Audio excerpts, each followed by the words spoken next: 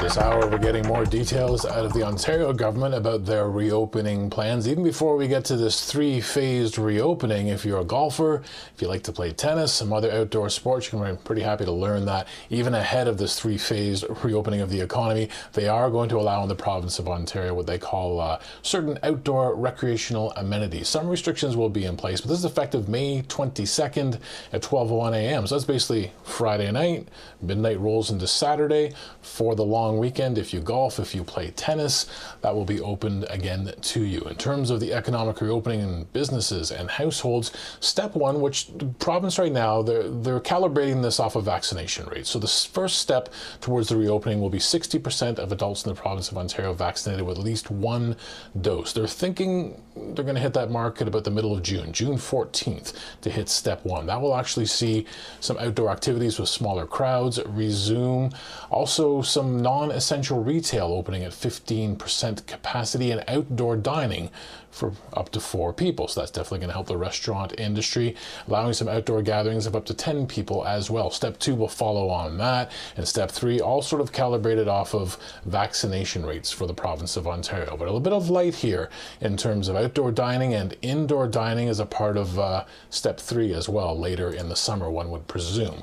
To get a reaction to this, Mohamad Fakih joins us now, founder and CEO of Paramount Fine Foods. Obviously, this information is very fresh, Mohamad, but it seems that for your industry, we're actually seeing some light now. We actually have some timelines as to reopening. What's your reaction here?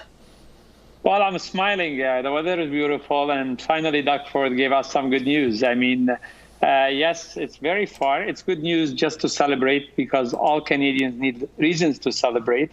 Definitely is really far. Opening patio only is another source of income. Definitely, we have to say thank you for that step.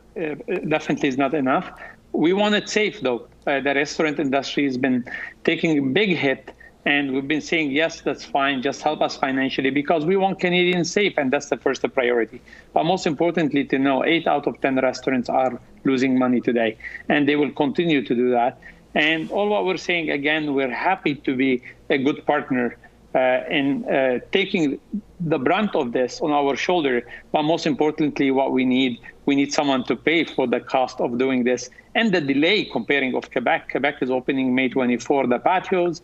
They're accepting people to go watch hockey inside the arena around June 15, and we're not starting our opening till June 14. So a business and an entrepreneur, or my own restaurants that they are in Quebec, will open, and they will benefit before franchisees that are on Ontario, and that's not fair. And most importantly, it's not only not fair, the restaurant industry has been struggling very badly. And, you know, as you heard, the federal government is doing a sliding scale on the subsidies. So I think a different level of government should work closely and not starting the sliding scale on the subsidy, especially for the hardest hit like the restaurant industry, until the income has recovered and the cash flow came back to these businesses. Because, Mohamad, as I look at this plan, you do some rough math in your head. Well, for starting phase 1 in June 14th, waiting 21 days to reach every benchmark, you get to step 3, you do have access to indoor dining, which is going to be great for restaurants, but that could probably put us in July, maybe August. So do you think, as you're saying there, that the province has an open ear to restaurateurs to say, well, listen, as we do a careful approach here, we know you're going to need financial help?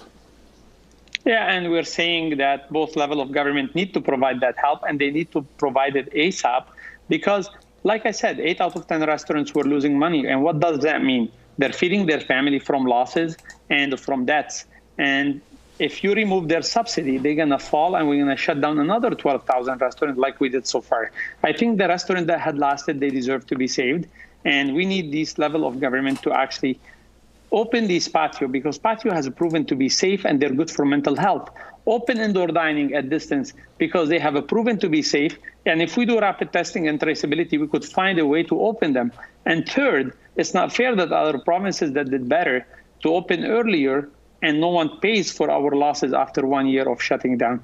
These small businesses and restaurants could be one of the reasons why we can help rehiring people and get the economy back roaring if we were helped ourselves and given a chance to reopen. So I'm happy that we're opening outdoor dining. I always say our community and our businesses need to find a reason to celebrate, especially after very, very difficult time for our country and for the world.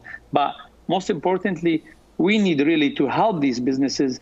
We hire a lot of people in our industry, especially newcomers, mothers, and people who want students that they want to start their first experience at the job. And we support a lot of charity in our communities as a restaurant industry. And now it's our time to ask for the support needed. You're right. We will actually open almost in August, and September 4 historically drop sales around 5 to 6%. So by the time we open our indoor, we already lost 80 to 90% of the summer. Before I let you go, I just wanted to ask you, because I know restaurateurs, business owners have been upset at other rounds of the lockdown, saying, why are you open? Why are we closed? What's the criteria here? The criteria here seems to be, pretty straightforward. It's vaccinations. It's based on something measurable. Does that give you a little more hope, too, about a smoother path forward, that we have sort of just a benchmark that tells us when we're in each step? Well, it does and it doesn't, because it depends then on how organized is the province to vaccinate people. So unfortunately, entrepreneurs, we're used to have our life and success and failure in our hands, but now it's not. But look, we're a great partner to the community. We're happy to do the safest thing possible for the community, but that comes with a price. And I think it's time for the politician to put their money where their mouth is and tell entrepreneurs, not only we're with you until only short period of time, we are beside you until the end. And the restaurant industry is the hardest hit, and their staff, their family members, our employees, our suppliers, they've been actually taking this in a good way and a good sport for the community. The government needs to help them and do an exemption on the sliding scale. Ontario government should help the restaurant industry faster and immediately.